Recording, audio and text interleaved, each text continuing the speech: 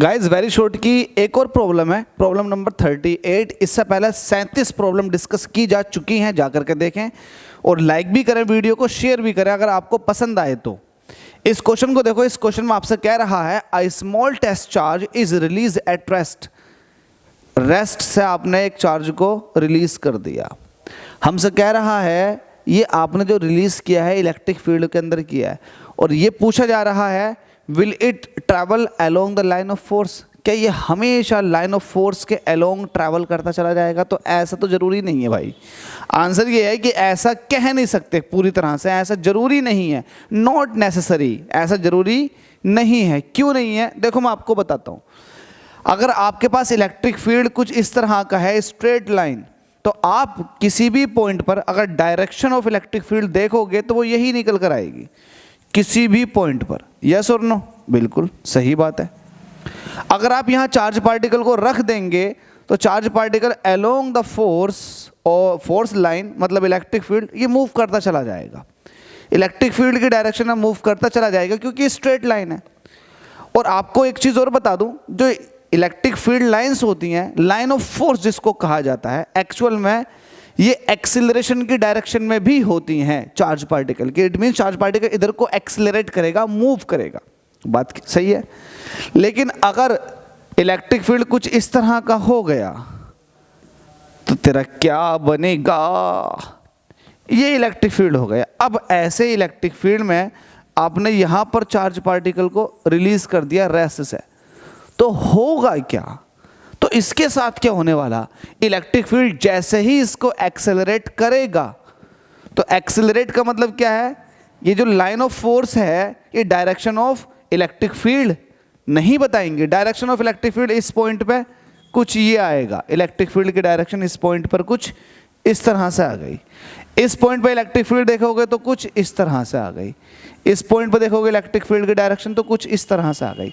तो जैसे ही आपने इसको चार्ज पार्टिकल को रिलीज किया इस वाले इलेक्ट्रिक फील्ड के अंदर, तो शुरुआत में तो ये along the electric field move करेगा, लेकिन जैसे ही इसके अंदर एक्सिलरेशन आ जाएगा, इसके पास इसकी वेलोसिटी इंक्रीज हो जाएगी। तो जैसे ही इंक्रीमेंट आएगा वैसे ही ये मूव है ना अलग डायरेक्शन में मूव करता हुआ चला जाएगा, क्योंकि जो इलेक्ट्रिक फील्ड लाइंस होती हैं ये एक्सिलरेशन की डायरेक्शन को रिप्रेजेंट करती हैं, ना कि वेलोसिटी की। अब वेलोसिटी इसकी आगे की तरफ को होगी तो ये निकल जाएगा सीधा। आपको पता है कि अगर मैं यहाँ चार्ज पार्टिकल को रिलीज कर दूँ तो इलेक्ट्रिक फील्ड जैसे इसको मूव कराएगा, जैसे ही एक्सिलरेट करेगा, पता लगा कि ये सीधे निकल गया तो ये छोड़ देगा। तो इसलिए कहा गया कि नॉट नेसेसरी, जरूरी नहीं है। इस केस में तो कर जाएगा ओहो, और इस केस में नहीं करेगा, तो नॉट नेसेसरी। ठीक है भाई, ये वाली बात आप समझ लें। तो मैं इसको कैसा आंसर करूँगा? लिखूँगा आंसर और लिखूँगा नॉट नेसेसरी। ऐसा जरूरी नहीं है। क्यों? If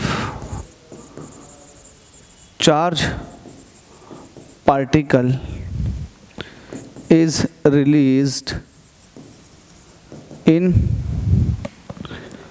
straight electric field lines, then it will move along the line of force, the line of force, but electric field, electric but ना लगा कर क्या लेंगे? इफ भी ना लगाएं, क्योंकि इफ तो आपने शायद नहीं, इफ लगा दें, इफ लगा दिया, एंड इफ लगाओ, and if electric fields line are not straight, then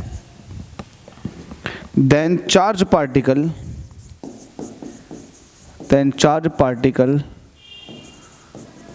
will not moves along the line of force because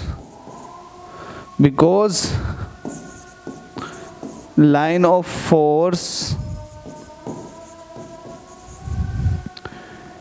gives the direction of acceleration not velocity।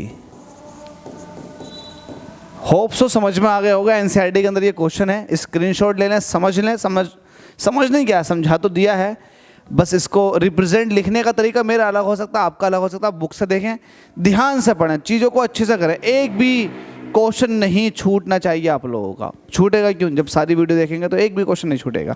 Thank you so much. Next problem के अंदर आपसे बात करते हैं।